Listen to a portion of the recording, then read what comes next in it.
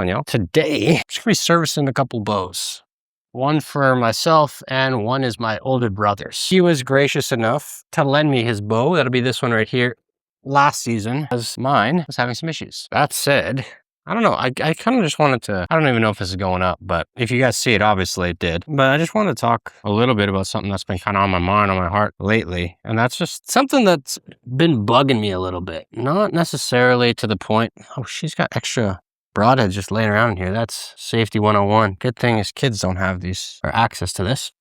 I'm sure he's safe with it at home. It's probably just been laying around for too long here at my place. But the people who are, I don't owe anyone anything people. And in my lifetime, my brief 25 years, quarter century on this earth, I've known quite a number of these people. And for better or worse, they exist. And they seem to find their ways into, I want to be careful I say this because as a Christian, I'm not trying to knock anyone. I'm just trying to give a little bit of kind of what I've found with these people and my thoughts on that mentality. But what I've found is these people who are the I don't owe anyone anything people tend to be the same people who complain when nobody comes to their aid. They bitch and moan when people don't want to any longer bend to their ideals or their thoughts on reality. And that being the case, they seem to get very angry and leave all those around them, kind of who are trying to be friends and neighbors and just good people to them. Even if they don't agree necessarily with each and every methodology or practice of these other people, it's exhausting. It's exhausting to see these people try and punish everyone around them for not bending to their every will and desire, but then bitch and moan and cry that nobody wants to be there for them afterwards. It's exhausting when, you haven't been part of the community. You haven't been part of the village that it takes to raise kids or to make good people. But then you want that village to come and give you their crops. When all of a sudden your garden is low or when cattle didn't work out, you want them to come save your ass. And to me, that's just such an exhausting archetype of person to be around. Now, this is only this will be the second bow I've ever serviced. I serviced mine last year. And so waxing the strings, I'm pretty sure you got to wax them all. So I'm going to do that. But if you guys know better, let me know in the comments. But I don't know, like I'm saying, it's just exhausting seeing people not want to partake in what it takes to build a village and to maintain it. And they just try and reap the rewards that the village people have. And obviously, I got to talk a little bit kind of broad here because I don't need to put out any people's names or anyone's personal business out into the world. But to me, it's just never made any sense. I don't know if it's a narcissism thing or if it's just the way some people are. And I think our society today has gotten too okay with that, in calling some people completely useless in society if they are actually contributing in some way.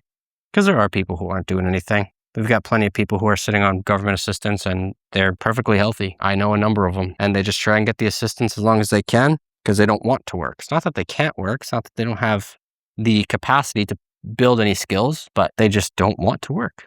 And so when these people want the benefits and they want all the good things without any of the hardship, any of the hard things, the bad things, the things that, people don't necessarily get excited for. It kind of fires me up a little bit. But that said, I don't know. It's hard for me to, I try and, you try and be a good person. You do what you can.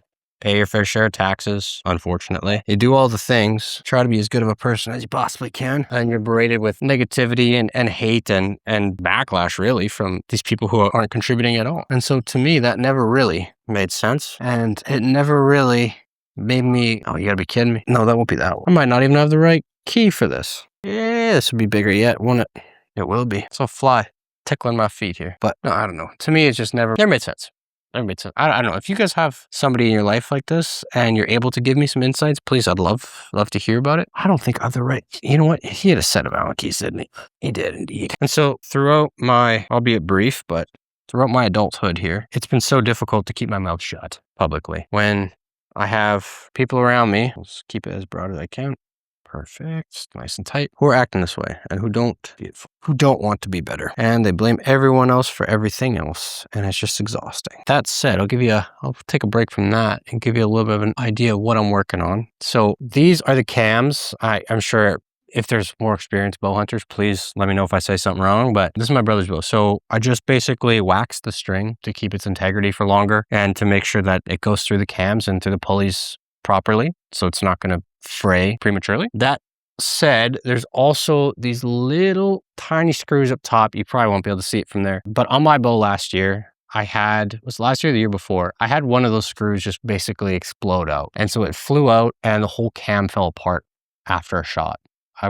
Thank goodness I was practicing and it happened then. But even still, when I'm servicing a bow, I say that like it's a lot bigger of a deal than it is. I try to just make sure everything is tight so it doesn't fall apart when you're practicing, when you're shooting, God forbid, when you're hunting, when you got something close enough that you can kill it with a bow. And if your cam explodes on you, like that's a nightmare situation. So I want to make sure that his bow is ready for him this year because he just got a new property actually. Let's clap it up for Tyler. Let's go. Yeah.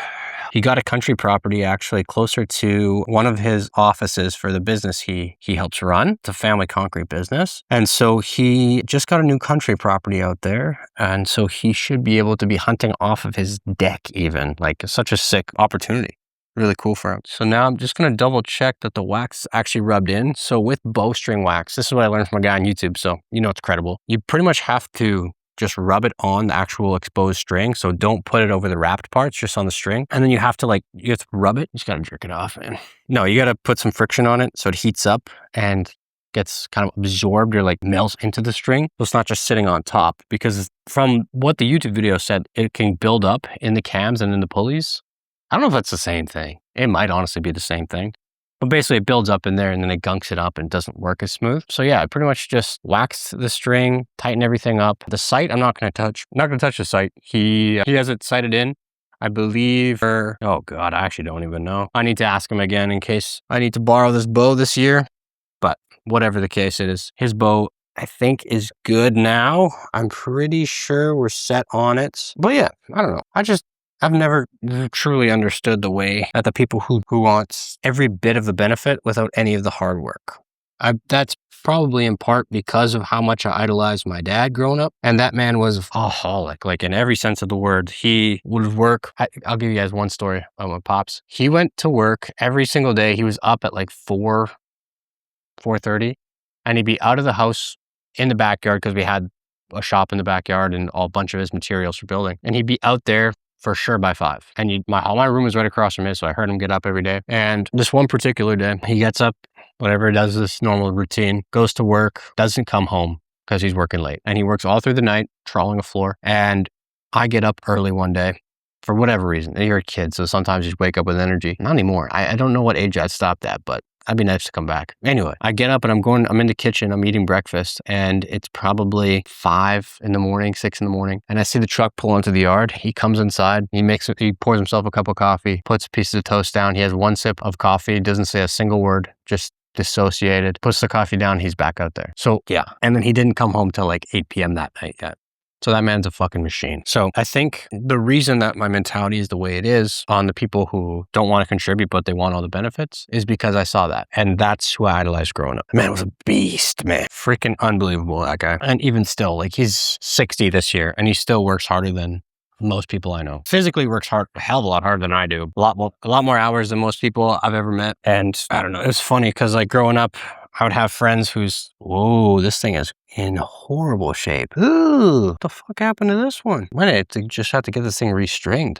Restrung? This actually looks bad. I don't know if you can see it, but this is all torn up here. Yeah, his cam is loose as well. I think it's missing a screw, to be honest. Hi-yi-yi. Okay, well, that last one was easy. This one isn't much. The thing is too, this one I bought for like, I want to say like $100 or $150 from my uncle. He purchased it brand new, shot it to sight it in, put it back in the bag and never touched it again. And then he wanted some cash for something else and he was just selling some of his shit he didn't need. And this was one of the items. So lucky me, I got it for cheap, but I kind of got what I paid for here. This thing has been a problem. From the cams explode. You know, I don't even know if I want to service this thing. Like, probably should, but like, it's just, both cams are loose. The finish is peeling off, whatever. I think it'll be good for one more season, I hope. Yeah, it could just because that screw's loose. Yeah, we'll give it a go. We'll be optimistic about it. But funny story. You guys want to hear some bow hunting stories?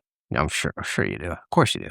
Who doesn't want to hear bow hunting stories, right? My first ever year bow hunting. So I'll give you a little bit of context here. So you know, when I bow hunt, it's on my future in-laws' land. If I had to be bold and make the future in-laws claim. We'll see if they'll have me or not, but that's beside the point. It's on their land. So they got a farmland. And then in the back of their land, they had a pasture where they used to run cattle. So it's got a bunch of old trees that the cattle kind of pushed over and broke down, and it's good cover. A lot of good cover out there. And there's a creek running through it, very rich in iron. It's actually pretty sweet. It's like the whole creek is orange. All the water's orange in there. So it looks pretty sweet. Anyway, not the point. So on this land where I was hunting, the first every time I went bow hunting, I was with my oldest brother. And so we were out there and we were sitting out there for it was probably minus 30, I'd say 30 below. And he and I were sitting out there, and I don't have patience. I was not a patient guy up till probably 5 years ago. And this was just kind of in the start of my patience era. And we were out there for probably 2 hours, and without a single sign of anything, no fresh poop, no tracks. You don't hear rustling, nothing, like not a damn thing. It's just dead silent. All it is just cold and boring and suck. And so we're out there waiting for something, anything. And he tells me at about hour 2, when I'm like, okay, like let's pack it up, let's go home. Like there's not shit out here. I'm freezing. I can't feel anything. Like I just want to go home where it's warm and I can just be comfortable, you know? And he says, no, we're not going yet. Like we got to wait it out. Like at least stick out that's not the way I wanted it. He's like, at least stick out the day. So, okay, fine. So we stick it out. We're waiting out there. Nothing. All of a sudden, hour 4, the sun is pretty well gone. Like we would have had to argue with the game warden, I think, a little bit, whether or not it was still light outside. But he tells me maybe 40 minutes before this happens, he goes, or it might have even been on the drive over, but whatever the case, he tells me, you're not going to know that there's a deer there until you see it right up close. They're silent because they're prey. They're good at getting around quietly and sneaking around. I guess that's what that is. But yeah, so he tells me this. And I think, yeah, bullshit, dude. Just because you're fucking old. Just because you can't hear anything, that's not the same for me. And so my cocky ass just goes, yeah, okay, whatever. And all of a sudden, I just see like this little hand move. I'm like, what's going on here? I turn over, and he'd fallen asleep at this point. So like probably 45 minutes, an hour before. So I'm thinking, oh, he's just twitching asleep. And he's trying to get my attention. He's probably about 5 yards to my right, 5 yards south of me here. And he's getting my attention. I go, what? And I turn just slightly, and there's a tiny little doe coming up next to us. Like it couldn't have been more than 25 yards away. And it had no spots. So where we are, as far as I've ever read and been told, that's fair game. As long as they don't have spots, go for it. And that year we had tags for doe, so we could take a shot at it. And I was thinking, holy shit, it's time, boys. It's time. Showtime. But the way I was angled, I couldn't get a shot at it like this because I'm right-handed. So I would have to fully turn like this. And when you're sitting in like pretty much ice, a little bit of snow, and just dried to shit leaves and branches, they're going to break if you sneeze or cough or yawn. And so I couldn't really move without scaring this thing. So I tried getting my bow up a little bit and turning just enough. But the way the little doe came in is it came in at us right in front of my brother. So I would have had to shoot right over his head because I'd gotten up just to like a crouch. So I was with this bow too. So I'd gotten up to probably like this, and I would have had to shoot it pretty much grazing the top of his head. So I figured that's probably a bad idea with razor blades on the end of your arrow, right? So I figured, okay, this will be his shot. And he tells me like, yeah, shoot it. I'm like, I don't have a shot. So he goes for the shot. He's a seasoned hunter, and I believe he's got a couple bow kills in him, but he goes to shoot this thing and he fires one complete whiff. And probably like 4 or 5 seconds go by, and it's just still. Everyone's just kind of looking at each other like, what the fuck? Us and the deer. And the deer doesn't run. So he gets another shot at this thing, whiff again. And he was just finished telling me on the way over that his bow was sighted in. He was dialed. He was ready to kill something. And so he whiffs these 2 shots within 15 yards on a little doe. And I think that's the last time we were bow hunted together, to be honest. Not because of that, but I just don't think it ever worked out time-wise. But the first time hunting, we got a shot at something, and that kind of hooked me. There's lots more I can give you, but it was a pretty cool experience. After that, this bow just fucking had a million issues and never really worked again. But that said, I'm sure that's also user error and a bunch of misguided efforts. Like both of these are loose. Okay, that's tight now. I think the other one should be in here. I don't know, man. If y'all have ever been debating getting into hunting, like do it. If you worried about like the ethical side of things, I guess, just be like, hey man, go hunting. Just never kill anything. Is it by choice? No, it's not. But nonetheless, you still get to have the experience. You get to go have fun, get all the cool gear. But if you just really suck at it, you'll just never kill anything, you know? Once again, Is that by choice? No. I would love to get my first bow kill because I've told myself that after I get my first bow kill, why is this stripping? That should be the right size. No, told myself that after I get my first bow kill, I'm going to get a gun. But truth be told, after talking to some other people who are much more seasoned than I am and much smarter than I am, they've told me that I'm doing it very backwards and that I should just, I don't know. Well, I know what they told me. They said I'm retarded. Said I should have got a gun first. Got a couple kills so I can understand what hunting is and what it's like and this and that. And then I should, after, it's in the freaking field point here. Then after that, I should get a gun. Or sorry, get a bow and then go in with a bow afterwards. Truth be told, I didn't want to. I think bow hunting is way cooler. Probably because I started watching Josh Beaumont before I started hunting.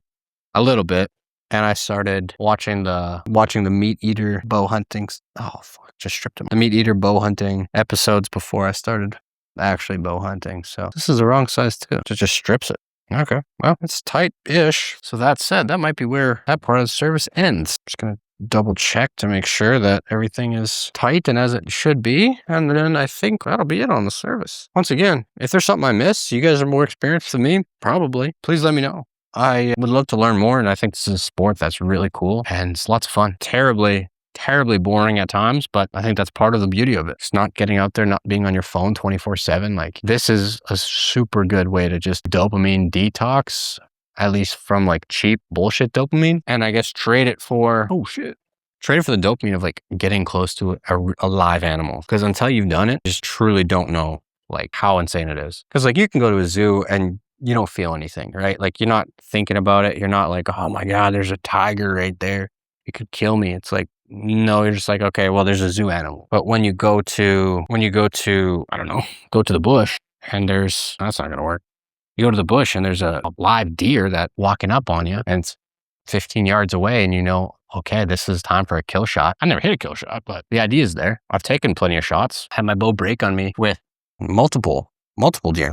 Like there's been last year at the end of the season, might have been my last hunt actually. One of my last hunts anyway. I was on the edge of the field and there's a deer probably, I actually shot it with my rangefinder and it was 21 yards away. And I've got my sights set for 10, 20, and 30 yards. So I thought this is perfect. I don't know if there's a better opportunity. It was broadside, it was eating, and thought there's no better opportunity I'll ever get blessed with. So my arrow's knocked, I pull it back, I'm steady, wasn't feeling any fear. I'd seen plenty of deer close to me that season. So it was like almost that deer fever or buck fever, whatever you want to call it, was gone. For that time anyway. And so I hit the release, my arrow goes probably 10 yards and it goes vertical. So as an arrow goes, obviously it's supposed to go horizontal through the air, hit the deer, blades open up, cuts their arteries, they die in a couple seconds or minutes, whatever. But for me, my arrow got released and I don't know if it hit something or if something was tweaked on my bow, but it came out like this and fell probably 5 feet in front of the deer. Oh, what the hell? Okay, that's weird. It didn't move.